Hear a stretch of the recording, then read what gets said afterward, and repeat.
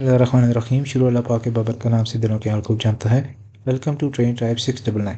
सबसे पहले चैनल को सब्सक्राइब कर लें, वीडियो को लाइक कर लें, नोटिफिकेशन ऑन कर लें ताकि आने वाली तमाम वीडियोस आपको सबसे पहले मिल सकें। अपनी वीडियो का आगाज़ करते हैं जी बीटीसी की प्राइस के साथ। बीटीसी की प्राइस का भी डेली क्लोज हुआ है जो कि एक बुलिश क्लोज है। 1,19,000 के ऊपर इसका क्लोज हुआ है। हमारी लास्ट वीडियो में हम डिस्कस कर रहे थे लोअर टारगेट्स को, और हम डिस्कस कर रहे थे कि जो सपोर्ट रीजन्स हैं हमारे, एक 15 से लेके एक 16 तक एक सपोर्ट का रीजन है, और रेजिस्टेंस का जो लेवल है एक 119 से 120, और उससे अबव जो है वो रेजिस्टेंस है हमारे पास। राइट नाउ जब कैंडल क्लोज हुई है वो एक बुलिश कैंडल क्लोज हुई है, जो इसने प्रीवियसली विक्स के ऊपर क्लोज किया है, यानी कि ये लास्ट डे 21 जुलाई से लेके 19 जुलाई सैटरडे के जो डे था, ये विक्स बन रही थी और लोअर लो बना रही थी प्राइस। लोअर लो तो कल के दिन में भी इसने बनाया, लेकिन इसका क्लोज अच्छा हुआ जो कि एक बुलिश साइन है प्राइस के लिए। अच्छा, इसके साथ हमने लिक्विडेशन की बात की थी। 1 वीक के टाइम फ्रेम भी के ऊपर हम इसको देख लेते हैं कि 1 वीक के टाइम फ्रेम पे नीचे की लिक्विडेशन जितने लेवल थे इसने उसी टाइम ग्रैब कर लिए थे। अब हम देख रहे हैं कि 120 से अबव बहुत सारी लिक्विडेशंस बनती जा रही हैं, और प्राइसेस उन्हीं लिक्विडेशन लेवल को ग्रैब करने के लिए ऊपर के लेवल के ऊपर मूव कर रही हैं, जो कि एक बुलिश साइन है। और कैंडल पैटर्न के लिहाज से भी मार्केट जो है वो बुलिश हो चुकी है।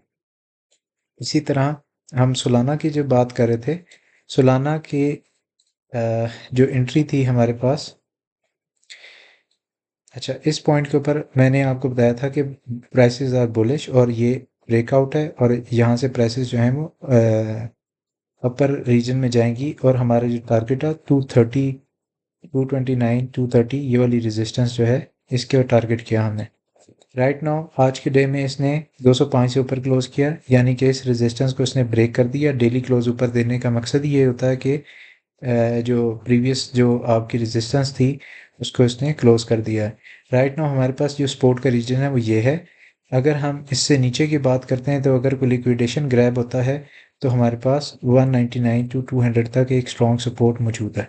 अभी प्राइस इसको रिट्रेस्ट कर रही है। नेक्स्ट हमारे पास लेवल जो है 215 है। उसके बाद हमारे पास जो लेवल है 221 से लेके 230 तक का रीजन है जिसको हम टारगेट कर सकते हैं। XRP की बात कर लेते हैं। XRP again very bullish. XRP का भी क्लोज अच्छा हुआ है। XRP की प्राइस बिल्कुल नीचे नहीं आ रही, और अगर जो लोएस्ट रीजन है वो 3.4057 है जो कि इसका प्रीवियस हाई था। अभी तक प्राइसेस ने इसको ब्रेक नहीं किया, और यहीं पे इसने सपोर्ट ली और ऊपर के लेवल पे क्लोज हुई, जो कि एक अगेन बुलिश साइन है।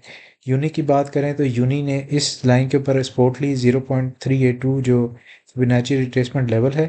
10.259 का जो लेवल है इसके ऊपर आई प्राइस, और यहाँ से इसने बाउंस बैक कर दी और क्लोज इसने अपना ऑलमोस्ट अच्छा ही क्लोज दिया। ठीक है, bullish close in the sense इसलिए क्योंकि विक बनाई है इसने, लोअर लो बनाया लेकिन एक विक बनाई है जो कि अच्छा साइन है। सुई की बात कर लेते हैं तो सुई अगेन इस रेजिस्टेंस के जो है इसने ब्रेक किया लेकिन वापस इसके अंदर क्लोज किया, जो कि एक अच्छा साइन है सुई के लिए। सुई की अगर रेजिस्टेंस की बात करें 4.09 से लेके 4.198 तक इसकी रेजिस्टेंस है। उसके बाद की इसके टारगेट 4.8 और 4.9 है। कार्डानो अगेन, कार्डानो बुलिश है। कार्डानो की कैंडल अच्छी क्लोज हुई है जो कि एक अच्छा साइन है मार्केट के लिए। थोड़ी सी वॉलेटिलिटी देखने को मिली लेकिन इसका जो क्लोज है वो अच्छा हुआ। ओवरऑल मार्केट बुलिश है। इथीरियम की बात कर लेते हैं और वीडियो को वाइंड अप करते हैं। इथीरियम मैंने आपसे कहा था नीचे के लेवल पे लिक्विडिटी ग्रैब करेगा। This is the lowest level जहाँ तक वो जा सकता है। इससे नीचे इसको क्लोज नहीं करना चाहिए, और अगर इससे नीचे आती है प्राइसेस तो हमारे पास ये सपोर्ट का रीजन है जहाँ पे हम बाइंग कर सकते हैं। ये बाइंग अपॉर्चुनिटी है। ओवरऑल इथेरियम ने अच्छा परफॉर्म किया है। लोअर लो ज़रूर बनाया है और लिक्विडेशंस को भी ग्रैब किया है। 3617 के लेवल तक आई है लेकिन इसने ऊपर क्लोज दिया, विक बनाई है जो कि एक अच्छा साइन है। Right now market again bullish conditions में है। लिक्विडिटी लेवल्स ऊपर हैं। इसी तरह हम इथेरियम के भी लेवल्स को देख लेते हैं ताकि हमें थोड़ा सा आइडिया हो जाए कि मार्केट मूव कहाँ कर सकती है। ये जो लेवल्स हैं ये लिक्विडेशन लेवल हैं, इसको एज अ मैग्नेट के तौर पे मार्केट काम करती है। 3860 के ऊपर, 63 के ऊपर जो है लिक्विडेशंस इस टाइम इथेरियम की मौजूद हैं। सोलाना की अगर हम बात कर लें तो इमीडिएटली शॉर्ट टर्म में तो ऊपर कोई लिक्विडेशंस नहीं है, लेकिन नीचे के लेवल पे लिक्विडेशंस हैं। लेकिन स्टिल सोलाना का एक बुलिश क्लोज है, जिसकी वजह से हम ये एक्सपेक्ट नहीं कर सकते। लाजमी नहीं है कि प्राइसेस सिर्फ लिक्विडेशंस लेवल के ऊपर ही आएँ, लेकिन मोस्ट ऑफ द टाइम जो 90% या 80% of the time prices in liquidations level को लेती हैं, ग्रैब करती हैं। तो अगर तो प्राइसेस इस लेवल पे आती हैं तो हमारे पास एक बाइंग अपॉर्चुनिटी सोलाना में अगेन मौजूद होगी। द स्टोरी जो है वो इस टाइम बड़ी शॉर्ट सी है और मार्केट जो है वो साइडवेज मूव कर रही है। अगर आप इसे 4 घंटे के टाइम फ्रेम पे देखें या 2 घंटे के टाइम फ्रेम पे इसको देख लेते हैं तो आपको बड़ी क्लियरली ये चीज़ नज़र आएगी कि मार्केट जो है वो साइडवेज मूव कर रही है और ये एक रेंज बना रही है 16 और एक 20 के दरमियान। इसी तरह इथेरियम की बात कर लें तो इथेरियम की रेंज जो है वो 3600 से 3800 के दरमियान।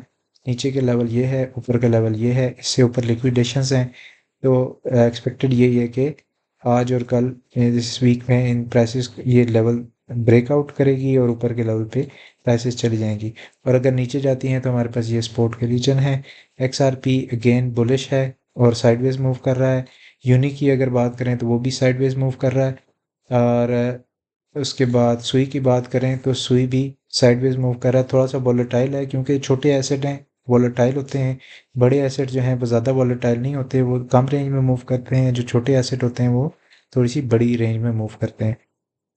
Cardano is much bullish than Sui और इसका क्लोज भी अच्छा हुआ है। और अगेन ये भी साइडवेज मूव कर रहा है, लेकिन साइडवेज जो इसकी मूवमेंट है वो ऊपर की तरफ है, जो कि एक अच्छा साइन है। ओवरऑल मार्केट बुलिश है और ओवरऑल सिनेरियो आपके सामने है।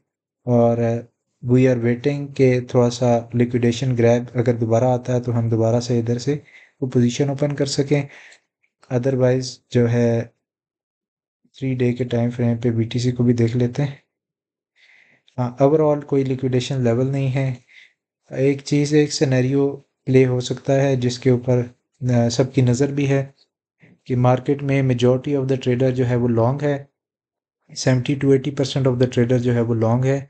इस केस में आपका जो फंडिंग रेट है वो पॉजिटिव है बहुत ज़्यादा। तो जब मार्केट में बहुत ज़्यादा लॉन्ग्स ओपन होती हैं तो फंडिंग रेट बढ़ जाता है। और अगर फंडिंग रेट नेगेटिव हो तो इसका मतलब होता है मार्केट में शॉर्ट ज़्यादा है। तो राइट नाउ जो फंडिंग रेट है वो पॉजिटिव है, तो इसका मतलब है कि मार्केट में ज़्यादातर लोग जो हैं वो लॉन्ग कर रहे हैं।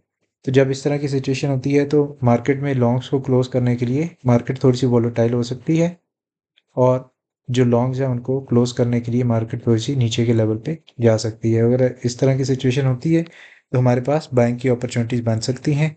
जैसा कि दूसरी कंडीशन में हमारे पास ऑर्डर्स भी प्लेस हुए हैं। जैसा कि यहाँ पे एक बड़ा ऑर्डर है 1,16,000 पे, इसी तरह 1,16,500 पे 31 मिलियन का ऑर्डर है। तो ये बड़े ऑर्डर्स हैं। अगर मार्केट वॉलेटाइल होती है और इन ऑर्डर्स को ग्रैब करने आती है तो इन दैट सिनेरियो बाकी कॉइन्स जो हैं वो भी नीचे के लेवल पे आएंगे और वहाँ पे आपके पास बैंक की अपॉर्चुनिटी ओपन हो जाएगी। This is all for today. Thank you for watching.